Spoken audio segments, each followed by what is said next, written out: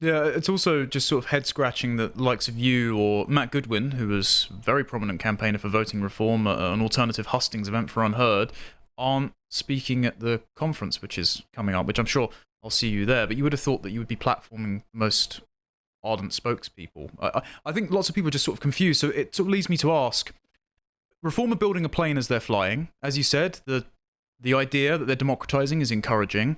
I think their policy body needs some work. They need to understand exactly which government departments dismantle. The Raiku Department in the Home Office, for example, which spends millions of taxpayer cash on gaslighting the British public in the aftermath of terror attacks that created the phrase "Don't look back in anger." For example, that would be a target for me. My question is, if they aren't contacting key people, if they aren't building like prefabricated legislation to vote on before Parliament comes to be, if they haven't exactly outlined all of their top talent at the conference yet, does everyone in the party get it yet? Like, what do they need to do to become a viable electoral force between now and 2029? Because I'm seeing some gaps in the strategy. Yeah, so I mean, they've got no time at all, in my view, to mobilize. They need to get cracking now. The idea that you've got 5 years to get your act together is a completely false notion. They've got to move like grease lightning in order to do it. And they have to create a policy platform, but the policy platform, I don't think, can be created with integrity until they've democratized the party and given a mechanism by which people can get their views up to the top brass, whatever the top brass is, whatever the policy making committee is, whatever, its constitution. But those processes need to be put in place urgently, because by the time we get to, and by the way, we may have an election before 2029. It's not inconceivable that Keir Starmer, even with his massive majority, fails to govern the country properly, as we can see. And we have a popular movement against Keir Starmer, and he's got no option. Or he might even have to go to the IMF, Connor. At that point, you call a general election. So we better be ready, and we better have our structures in place, our branch structures, our democratization, our committees, our policy makers, and we better be feeding these ideas up, and we better be honing them so that when we stand in the general election, our candidates are not kooks, or none of them are kooks. They're all pretty solid people. We've done that properly. We've got a policy platform which has been vetted and gone through the processes and is ready to implement. That we have an ideology that is coherent. Sometimes on the hoof, things aren't entirely coherent. A bit like you were saying, Bo being deselected, and now us advocating for deportation. Those kinds of apparent inconsistencies, if there are inconsistencies, there may be more to it, but if there are, they need to be sorted out.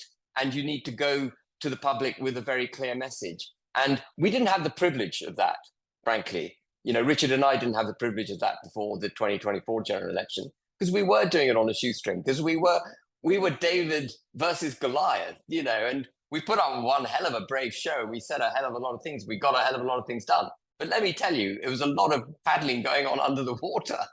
And, we weren't certain we'd make the distance, but by goodness we did. Anyway, now we've got the ability to do it. So we need to get on with it. Does Reform have an internal policy creation body? And does Nigel, obviously he's an ardent campaigner, but you can be a campaigner on fantastic things. You can't be an expert on everything.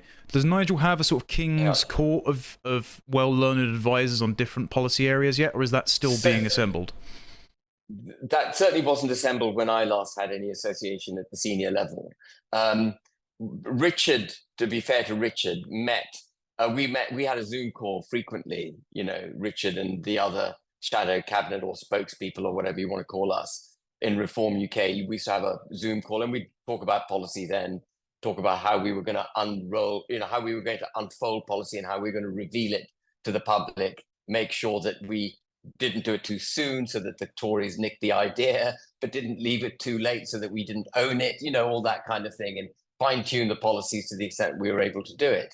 And I think actually the contract with the people that we eventually came up with, or Richard spearheaded, and we helped Richard with, I thought that was a really good document. I know there's stuff in it like net zero immigration, which is not entirely clear. It's not really clear what that means, even to those who are, part of the process. But it sets a very clear direction of travel, doesn't it?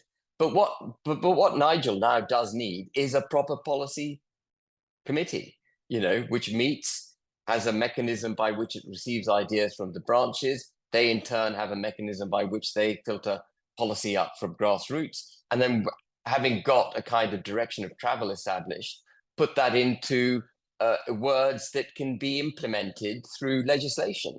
That's what you've got to get to, haven't you? To be Peter North would have a lot to say about this, as I'm sure a lot of your viewers know.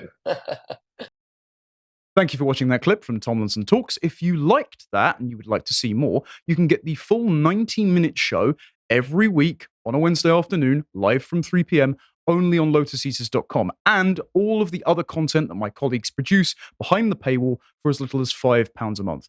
Thank you very much for supporting us, and I hope to see you there. Until next time, goodbye.